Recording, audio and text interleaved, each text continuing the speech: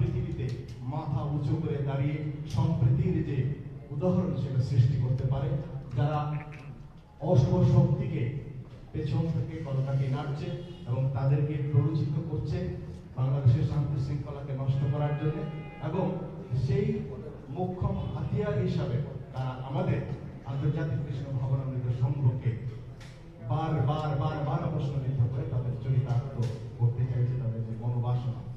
তো আমরা আজকে আপনাদেরকে ডেকেছি, আপনারা আমাদের ডাকে সাড়া দিয়ে সকলে এসেছেন। আপনাদের সকলকে আমি আবারও অভিনন্দন জানাচ্ছি।